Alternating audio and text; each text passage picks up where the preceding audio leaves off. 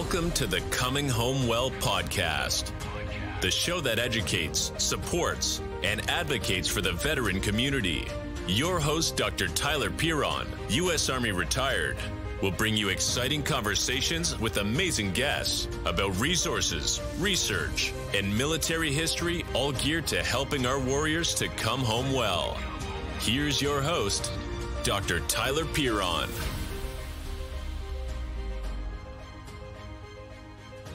Welcome back to Coming Home Well, and today we're going to have a great conversation about something that is one of the most serious issues in the veteran community: suicide. It's something we got to talk about, something we have to do, and there's a lot of resources out there. Unfortunately, the people that need them the most often don't know about them until it's like far too late, or they're in crisis, or something's happening. So we're going to talk with Charles Stamper, who is an expert in how the heck do you get in touch with these things. He's a former police officer. He served in the Air Force. He was all sorts of things in the Air Force. I'm going to let him talk about that. But I am so glad to have him here because there's a great resource here in the Commonwealth, but it's also nationwide. So if you're listening somewhere else, this applies to you as well. Thank you so much for joining us on Coming Home Well. Thanks for having me. I got a little background in the military, so I can tell you all about that. That's what I was going to ask you. Tell us about your military background. Well, dating myself, I did join the Air Force back in 1999, shortly after I graduated from high school. I started out in logistics, so I worked in the motor pool, or LRS at the time, Logistics Readiness Squadron. Now, while I was there, something that really got my attention, or really I felt called and pulled to, was serving other airmen, helping my fellow airmen out and other service members. So I retrained or cross-trained into the chapel. I became a chaplain assistant. Back then it was called a chaplain assistant. And as they say, the only thing that stays the same is that everything changes. So eventually that name changed to religious affairs. So I became the Religious Affairs NCOIC, or non-commissioned officer in charge. Did that for active duty till 2014. So about 15 years. Yeah, 15 years exactly. And then I transitioned to the reserves because I wanted to start my career in law enforcement. So right after I got out of that, I'm getting a bit ahead of myself. Just before that, I wanted to continue my education, and I went to seminary. So while in seminary, one of the things that they tend to do is, and no pun intended, soul searching. So while I was in seminary, I really had to do some intrapersonal, metaphysical type perspectives, if you will, on why I was there and what my pursuits were going to be. Really digging down into my why, and I felt a pull, I could say, to law enforcement. That's when I became a Richmond City police officer for the city of Richmond, my hometown. Still in the reserves, still working in the flight line for a little while on the ramp, but then transitioned back to working into the chapel. And so I'm doing that as a police officer in the city of Richmond. Really enjoyed it, really loved it. But then my goal, my purpose, my vision kind of shifted towards more community policing. So I became a Williamsburg City police officer and was their community engagement officer for a few years. Now, as the community engagement officer, I got to do a lot of hands-on things in the community, still in the reserves. And from that, I began to see something that I hadn't noticed when I first joined the military, is that a lot of what I was doing, especially in law enforcement, was reactive. I was getting there when something was happening, or after something had happened, after a crisis, which really led me to transitioning to mental health. And I became the operations manager, as I am now, the operations manager for the Sergeant Fox Suicide Prevention Grant Program with the Western Tidewater Community Services Board, where now I work with a team of other veterans and family members of veterans as we do more preventive work to try to get there before the crisis, or stop things before they even become a crisis. So that's where I am now. And then I retired from the military a couple of years ago. So now this is where I'm at. Boy, what a good career. I mean, I totally understand. I've shifted careers like within the military after, so I totally understand it. These disparate things, one thing leads to another, and then you're like, it makes perfect sense to me, that path. And other people are like, oh, he bounced around. He's in the military. He was a cop. What does that have to do with mental health? No, that explains it really well. So thank you for that great introduction, because I think that forms a good nucleus of what we're going to talk about. So, as a police officer, they do a lot of things. The community engagement, you hear about neighborhood policing and things. But one of the interesting things is CIT. What is CIT, and how does that sort of fit in with policing? Well, CIT is Crisis Intervention Team, and I'm a Crisis Intervention Team instructor. It started some time ago, some years ago, really getting back to the roots of the 9 Principles of Policing by Sir Robert Peel, who's considered the father of law enforcement, or the father of modern policing. And talking about de-escalation and how to not just lead with actions, but listen and be an active listener, to be more empathetic.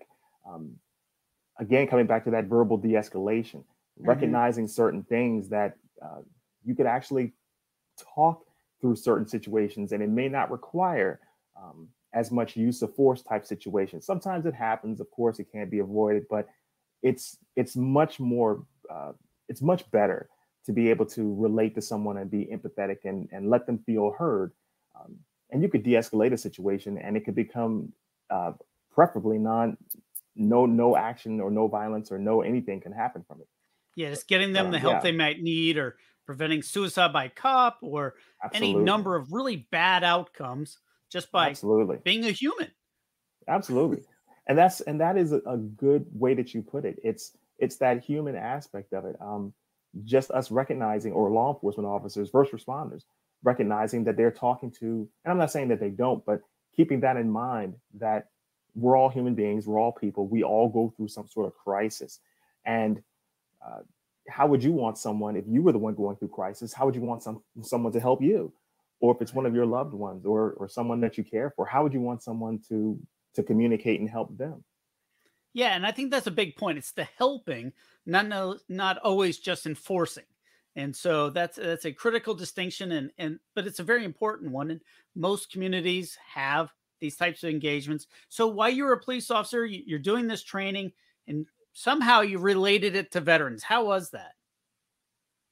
Well, when I was an instructor for the city of Richmond and the first responders there, and then became an instructor for Williamsburg when I became a Williamsburg police officer for the Colonial Williamsburg area, and now doing it in the Western Tidewater area, the closer I got, if you're familiar with the Virginia area, the concentration of veterans increased. Very much so. The closer I got to the water. Yeah, we're in one of the highest veteran populated areas in the country, this part of Virginia, in the Western Tidewater area, especially on Portsmouth and Virginia Beach and Newport News. So when I first became a CIT instructor, I felt as though, or when I first, actually going further back, when I first got the training, a lot of it felt as though, you know what, I'm familiar with this, because when I worked in the chapel, we would do a lot of the same de-escalations and interventions and practicing empathy with service members. So when I started to apply that to law enforcement, I felt as though, wow, you know what, even though we wore different uniforms, we're still people. Oh, yeah. So that's something that I felt a connection with. And a lot of the individuals, as I was getting closer to the water, I was coming in contact with, were veterans. And I was able to make that connection with them. And I was seeing that there was a lot of things happening with active duty members and veterans of all the different branches that I really felt a kinship to. And when I applied CIT to them, I felt as though, you know what, there's some military aspects to this, some nuances that I would like to apply in veteran suicide prevention as well as CIT. So yeah, all of that kind of just blended together. Yeah, the Western Tidewater community is very military heavy for those that aren't familiar with Virginia. I grew up in the western part of Richmond, so I know that Richmond City really well. And my sister lived in Williamsburg for many years, so I've been down there a whole bunch. And it is a very dense, probably one of the most dense in the entire country outside of like Fort Hood, which is like entirely military because that's so big. Right. You have a lot of ships, a lot of sailors, a lot of Marines, Air Forces down there. You've got joint commands, a lot of outside of the Pentagon. It's probably one of the most dense areas because people are coming, going. There's a lot of stressors, a lot of deployments, a lot of things that are happening. And so suicide prevention is one of those multifaceted things. Sure, yeah, somebody's in crisis. At that moment, they got to call the police, they got to call the ambulance. But we all know people that are at risk of suicide.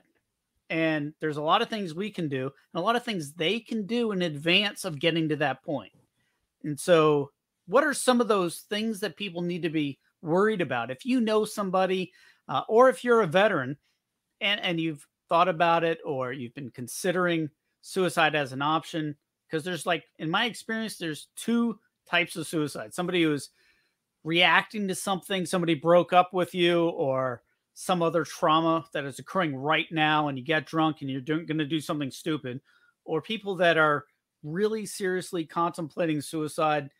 They feel hopeless, they feel worthless, they feel a lot of things, and they think that the only way to stop the pain is suicide. So there's like two broad categories, in my view.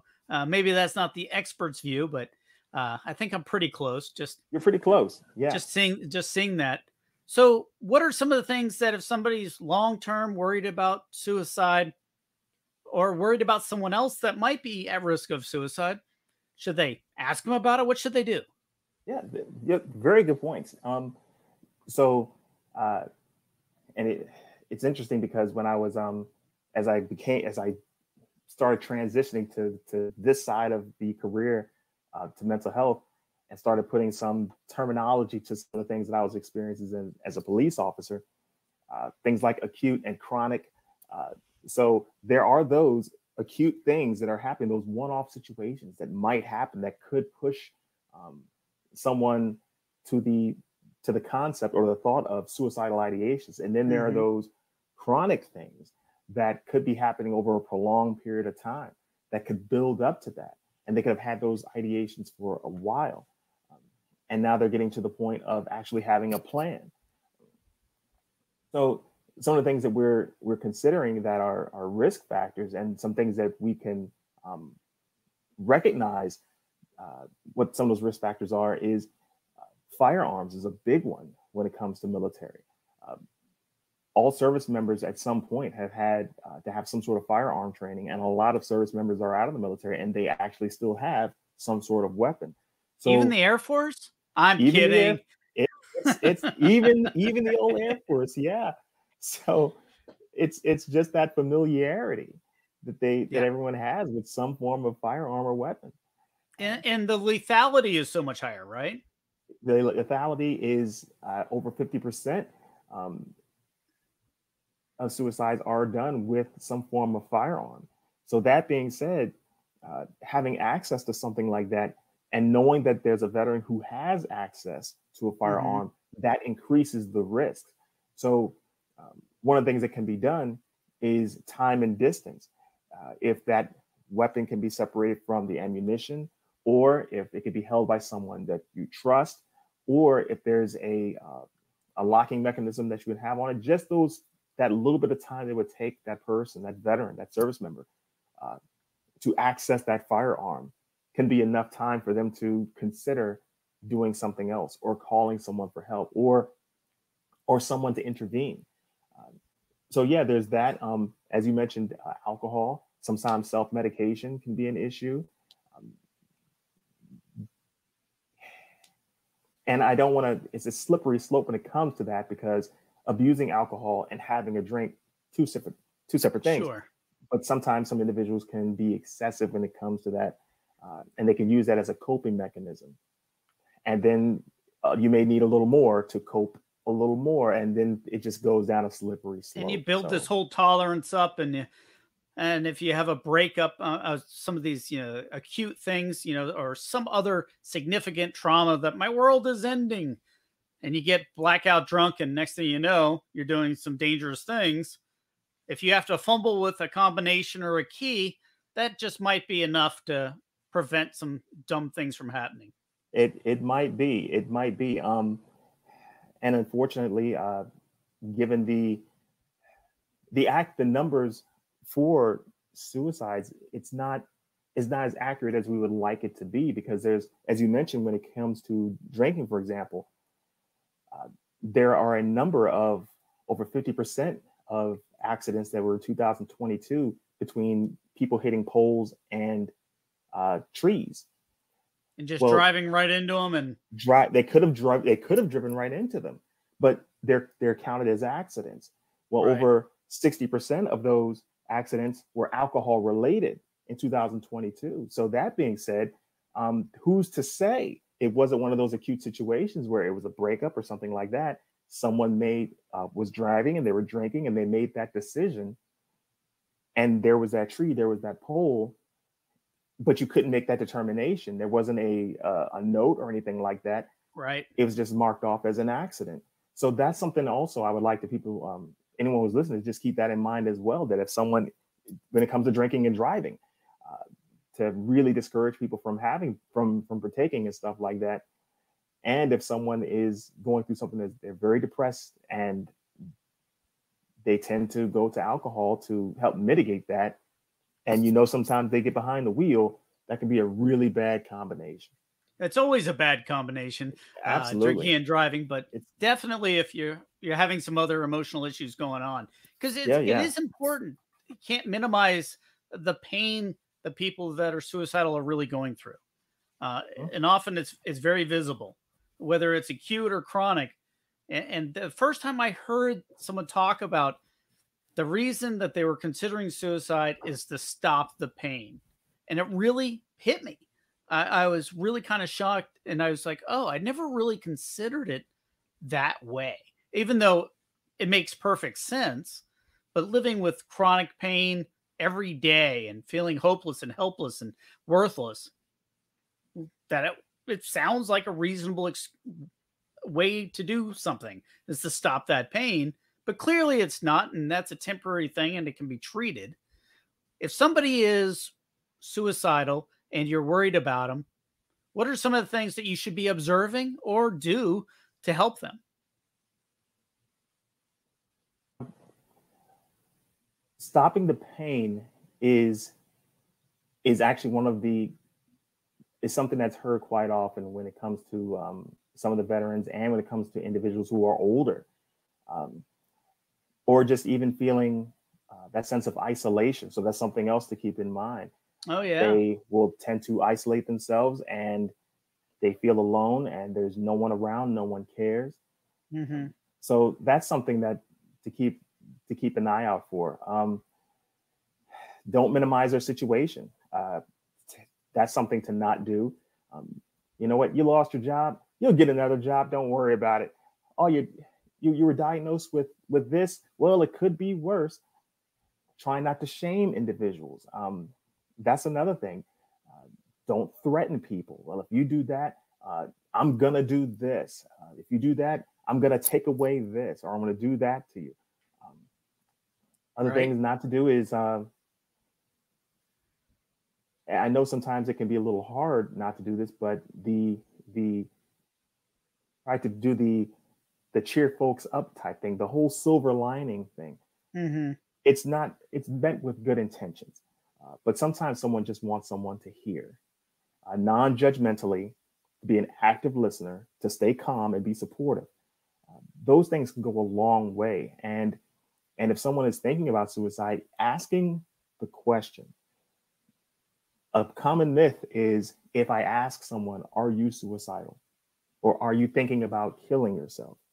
That they think that they're putting that thought in their head. Like, I gave them the thought to do it. It was already there. So don't be afraid to ask that question. Yeah, that's an interesting point. I've heard that before, and it's one of those, oh, if I ask them, oh, they might not have thought about it, but now they're going to think about it. Right. But for real, if they're thinking about it, they're going to tell you. Well, they may not tell you, but you aren't putting that idea in their head. That was already there. Promise you 100%. And sometimes they want to be asked that question. A lot of individuals who I've come across in my law enforcement career, just me asking and acknowledging the way you look, the way you're sounding, some of the things that you're saying, you're really making me worried. I'm going to ask this question. Are you thinking about killing yourself? That person feeling as though someone sees me. Mm-hmm. You hear what I'm saying. You're acknowledging what's going on, and you see something that other people may not have noticed.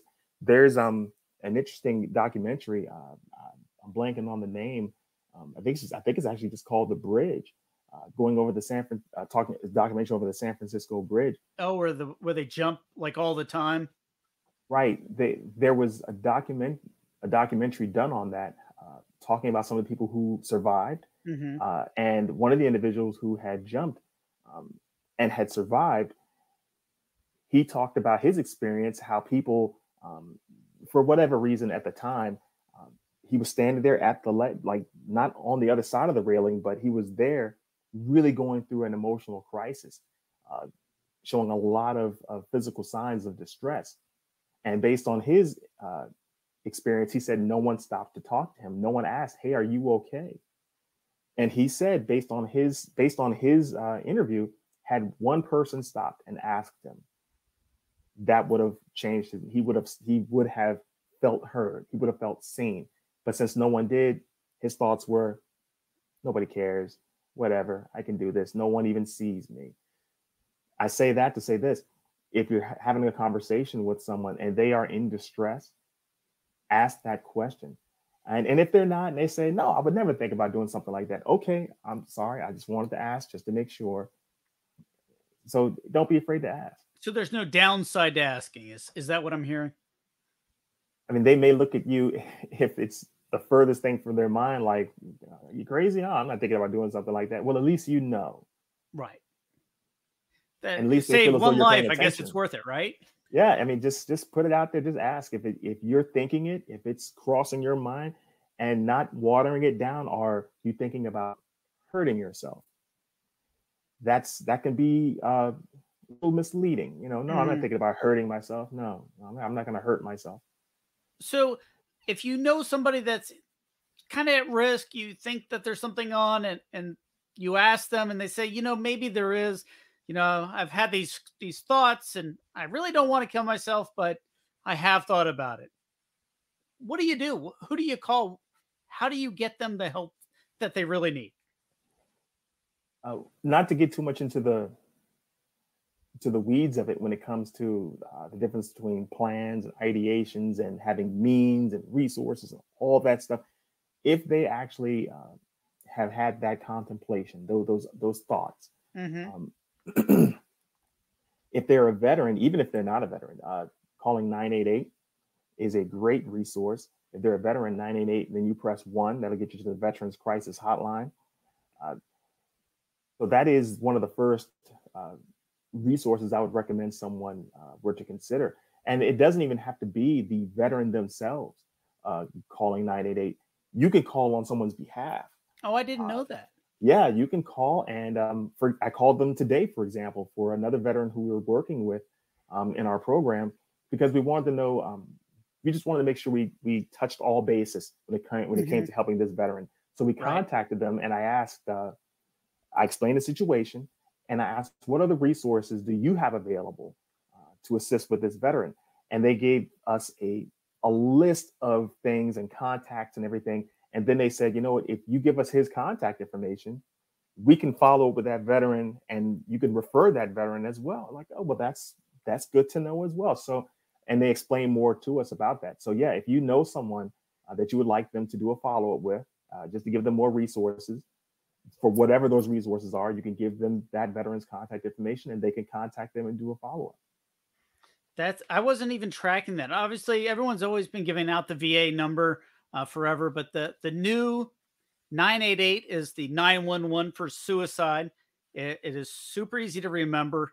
And I was looking at a study recently that the number of people that were contemplating suicide, because it's short and easy to remember, and it's been advertised, the number of contacts has just been exponential. It's been skyrocketing because they're Yes. aware of it and they're able to reach out and they don't have to call the cops. Right. And people are worried about that, or getting a, ambulance and fire and all these things at their house when maybe it's not immediate. It's not Right. going to have an overreaction, I guess. Yeah, you're absolutely right. Even with our organization, in Western Tidewater Community Services Board, we have something called mobile crisis responders. Hmm. Uh, that's another group of the individuals, an organization who uh, they come through our CIT classes, and we try to help them and teach them when it comes to de-escalation as well. So if you call 988, um, one of those individuals may get dispatched to your location. What you have to tell them, though, if you're actually the one calling, is that you want them to come. So they need to, they're just going to show up because, hey, we need to be there. You didn't ask us to come, but we're going to come anyway. You have to let them know that you would like those resources. Hmm. One of those, if it's safe for them to come, they will show up and they will do whatever intervention that they can and try to get you as many resources as possible. And it's good for law enforcement as well, like you were saying. I mean, police officers are being trained more and more on how to recognize these things, excited delirium and dementia and all sorts of things, but they're not mental health professionals. So Right. that's really something helpful for them. So yeah, those, like you're saying, those numbers have really gone up for people recognizing that it's okay to not be okay. Right. And it's And okay they to call ask for help. 988. Yeah. And that's an important important thing. It's okay to ask for help. I see it with younger folks. I'm not a spring chicken anymore, but I definitely see it a lot more in the Gen X and the 20-year-olds that are much more okay with saying, yeah, I'm going to talk to my therapist, or I'm going to go get help. And it's definitely a sea change from older folks. In my generation, we just didn't talk about it. You didn't ask. And I'm sure the even older folks like my dad and those in their 70s and 80s, when they were growing up, it was, shameful and bad. But now we're recognizing getting help is not a bad thing. Uh, it's really a good thing, because then you can, as the kids say, live your best life. Right. Uh, you know, so what is the Staff Sergeant Fox Suicide Prevention Grant Program? So it's uh, federally a federally funded grant that was awarded to the Department of Veterans Affairs and then dispersed to individuals who applied for it at different mental health organizations. So it's not just crisis receiving centers or community services boards, but there are also there's a lot of different organizations who, if they have the resources that they're able to support veterans, Mm-hmm. they were able to apply for this grant and get this grant. Now, what each grantee, they still have baseline things that they're required to provide to veterans. For our program, we've checked all the boxes of things that the grant would pay for an organization to provide. So Mm-hmm. specifically for us, what our program offers, we have a job coach. So if a veteran is getting out of the military and they have like me, a 15-page resume because they have no idea how to write a resume, and they're putting in all these acronyms and all these terms and all this stuff that does not translate well to the civilian sector, our job coach can help with that. So they'll take all that information, they'll condense it, they'll put it into translatable terms, and even do mock interviews. Some of our veterans, for the job coaches helped as well, is some of them, unfortunately, they really fell on hard times. And just talking about our program specifically, they didn't have a suit to wear to an interview. Our job coach is connected to different resources and was able to get some of our veterans suits, clothes to wear, and do these mock interviews and then transport them to the interview after having contacted those managers to say, hey, look, I got a veteran. So our job coach has his pulse on a lot of different hiring agencies around the community. We have an education vocational specialist. So if a vet gets out of the military, or a service member gets out of the military and all they know is, for example, we have a guy who was a sniper. that there's not a lot of jobs for snipers in the community. No. Well, we'd No. hope not anyway. Not let's not paying jobs for snipers. So he wanted to do something else, and our education vocational specialist was able to help him get certifications and different things because he wanted to go into IT.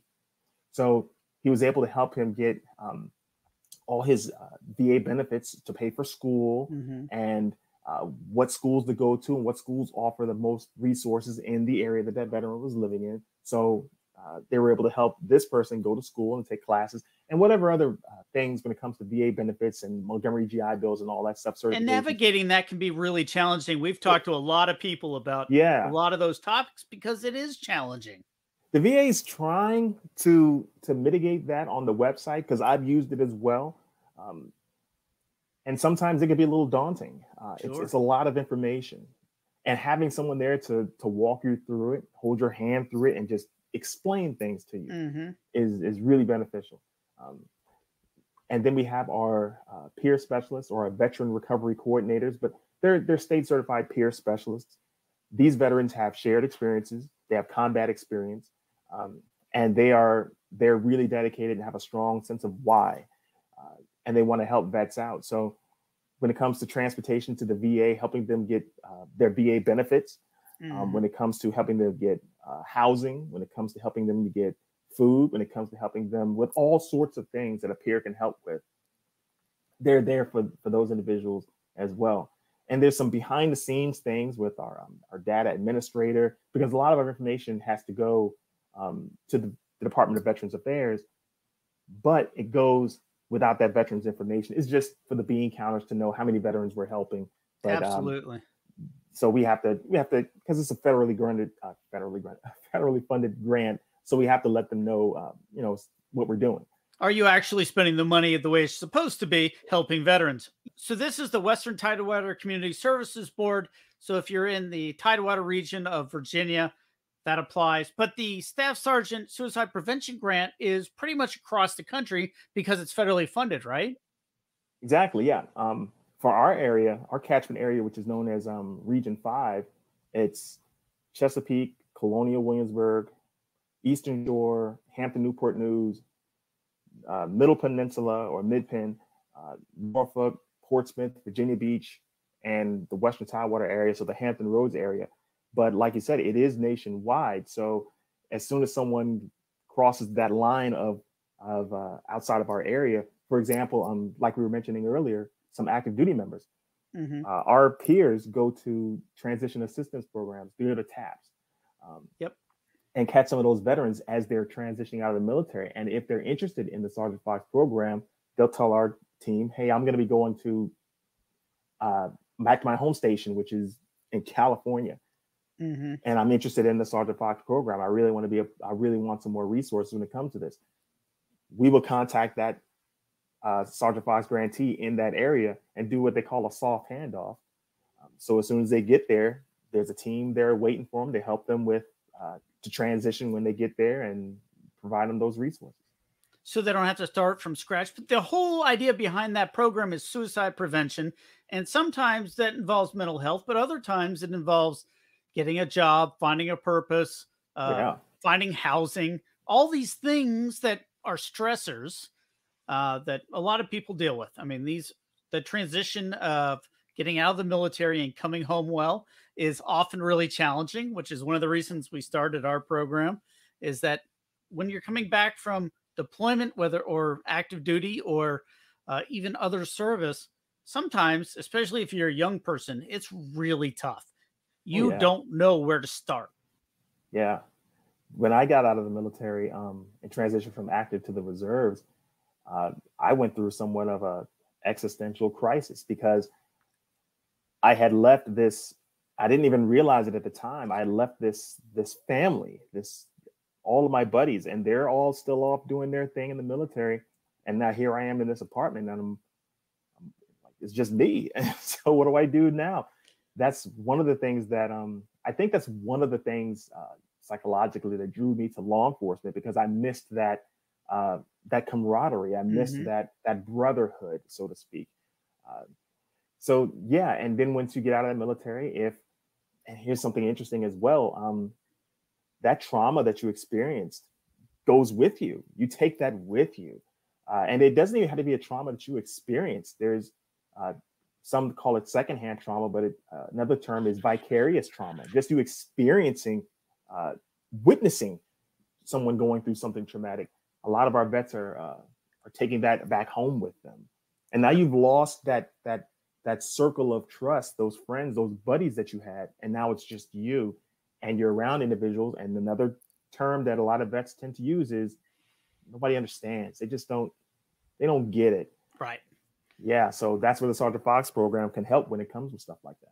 Especially military humor can be very deadpan, but also somewhat, what's the right phrase? Definitely different, because there's that shared vernacular and understanding and camaraderie that people have gone through. Just like all the porta potties and various deployment places. And there's a whole trope of jokes to go with that. Right. But if I tried to tell a joke about a porta potty to one of my civilian friends, they'd look at me like I had 3 heads. They're like, oh my gosh, why would you even be joking about that? Right. So it's definitely a thing. We call it finding your tribe again and finding your purpose. That camaraderie, it's difficult. It's challenging.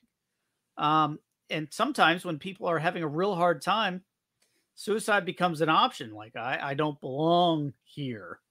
And it's tough. And I don't have that new circle of friends every time I move. It's hard to make friends when you're older. When you're in high school, in college, or in the military, you'll have a new set of friends every time you go to a new place, just sort of naturally. And you'll see that with veterans. When they get together at VFW or any other function, doesn't matter what era, what age, as soon as you get a bunch of veterans, they'll all start talking and have that camaraderie, which you just don't see in other things. Even football players or baseball players, those sort of talk about it, but it's not anywhere near the same. So I know I've asked you a lot of questions, and it's great that the program is nationwide. We have listeners from all over the country and really serving all over the world. So if you're having thoughts of suicide or killing yourself or self-harm, go get help. Go talk to somebody. Call 998, call the VA, reach out, or tell somebody. Go see your local chaplain. There's a lot of resources out there, and it's not just mental health. That's one of the key takeaways I want you to, if anything, from this talk. There's a lot of resources that are embedded with it, because everybody recognizes that suicide is not just a singular event. There's a lot of things that lead up to it. And if you can get rid of some of those, you're going to have a much better outcome, and we want you around. So I know I've asked you a lot of things, Charles, but what should I have asked you but didn't? Let's see. That you should have asked but didn't. There's a couple of things that come to mind that I would like to share. Yeah. If you are in this area, if you are in the Western Tidewater area or within reasonable distance, tomorrow we actually have a symposium going on. And it's called Catch It. And if you are a veteran or a service member or the family member of a service member, we're really opening it up to the entire community. But it's going to be a lot of resources that are going to be for transitioning service members, veterans, and their families. But even if you're neither of those and you know of some service members and you want to get some resources for them, we would like you to come. It's at a place the building's called Hub 757. And the address is 6801 Bridgeway Drive. It's in Suffolk, Virginia, 23435. And we'll put all that up on the website. So folks, you don't have to write it down as you're listening. So they're going to be all sorts of resources. And thank you for putting this on the website, but it's going to have, we're going to have people there talking about legal aid, family services, lock and talk was what I mentioned a little bit earlier when it comes to weapon safety, VA benefits, housing, education, the Department of Disabled American Veterans, or DAV, they're going to be there. We're going to have a chaplain there as well, going over some of the spiritual resiliency things, employment, and we're going to have some vets there talking about their shared lived experiences. So it's going to be all day. Breakfast is going to be provided. Lunch is going to be provided. It's going to be awesome. If you don't go online to register, that's fine. Come on through. We'll register right there at the door. It's going to be a raffle too. So how often do you do these? Is this once a quarter, once a year? How often do you do this? We do them once a quarter. The last one we actually had at our building in Western Tidewater Community Services Board. This one, we're putting the word out to a lot more individuals. So we're trying to get we need more space. So that's why we're going to be at Hub 757. But yeah, but once a quarter is when we do it. So once I get those, and we'll make sure we'll put them up and help you advertise and get all the folks in the Western Tidewater area, the Hampton Roads, Virginia Beach area. If you're listening, hey, that's a great resource. There's a lot of people out there that are willing to help. That's the one thing I've really learned, and everybody involved with veteran stuff, you'll realize there's a lot of people, a lot of organizations that want to help. They just don't know how. Right. And so you have to take that kind of first step, like, hey, I need some help. There's a lot of things out there, and probably, really honestly, there's so many that it gets a little bit overwhelming. So ask for somebody to help navigate, which the Western Tidewater Community Service Board or Mr. Stamper here or any of these other folks. But especially if you are feeling overwhelmed or depressed, sad, lonely, hopeless, helpless, or you're suicidal, reach out and get those resources, get that help.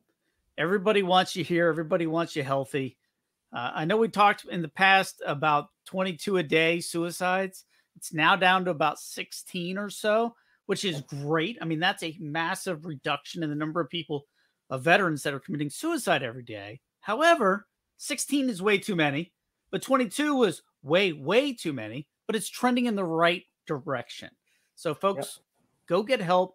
That's the number one thing that helps keep you around, your family, your friends, your service members, everybody that it's ever come in contact with you wants you here. So go get that help.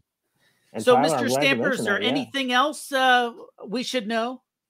It's with that number that's going down. If we looked, as we've looked over the years, the trending number would spike after certain large events, large contingency events, and the number would spike as service members were returning home. So as the contingency of their operation was ramping down, the number of suicides would spike up. And it had a lot to do, in a lot of our opinions, because as service members were coming home, they didn't have a lot of the resources, or they didn't know about a lot of the resources that were available. So I'm glad that we have these opportunities to share things like this and to put those resources out there and to take a real big chunk out of those numbers of veterans who are doing that. For those who, one of the fears, and I want to try to distill this fear, this concern that a lot of service members have when it comes to going to the VA. One of the things that we're hearing is that they don't want to go to the Department of Veterans Affairs because they don't want to lose things like their security clearances. They don't want to lose their top secret or all the things that they have. If you go talk to a chaplain, just like you mentioned earlier, that's confidential. Go talk to someone. And for those who are listening and who want to be someone to help a veteran who's going through something, one tip that I can give you, got a lot of information from this, but if there's something I'd like you to just keep in the back of your mind, if you're like, I don't know what to say, I don't know what to do, I don't know how to help them, be empathetic. And when I say be empathetic, that doesn't, even if you're not a service member, you can apply this, or even if you're not a veteran, you can apply this, or have no military background at all, you can apply this. Don't confuse empathy with I've been through what you've been through. That could be a part of it, but empathy also means understanding what the other person has gone through. And if that person feels, if that veteran feels that you are listening and that you understand even the slightest bit how they feel about what they experienced, that can help you get them to a place where they can get them to a safer place. It doesn't mean that you deployed to, it doesn't mean that you had bullets flying at you and you were in the trenches too. But if you understand how they're feeling about what they experienced, because you're listening, that can help you make a connection with that veteran and maybe help them get to a safer place. Yeah, validating their feelings is not the same thing as like, I had it worse and all these other things. Exactly. Suck it up, Airborne. Take a knee, drink some water, have a couple Motrin, you'll be fine. Just understanding that, hey, they're in pain and validating their feelings. Just, yeah, I don't know what you've been through, but I know this sounds like it sucks. That goes a long way. Yeah, your feelings are valid. Your concerns are real. That goes everywhere. Absolutely. So there's one thing you touched on, and I'm going to have to get another guest on, but with clearances, I've worked in the clearance space my whole life, and the rules have changed, folks. I'm going to touch on it real quick. I'm going to have another whole guest on to talk about this, but the rules for getting help for mental health issues related to combat or military service have changed. If it's for deployments and things, you don't even have to mention it anymore. And that's an important, significant change, because they recognize that the people that were most at risk are SF and Intel and all these other things with these super high clearances that were in a lot of danger and having PTSD and other things, were not getting help because of that. So they changed the rules. There's a lot of safeguards now, and the rules have changed. So it's not like you're cheating. They said, no, if it's related to a deployment, you don't even need to tell us.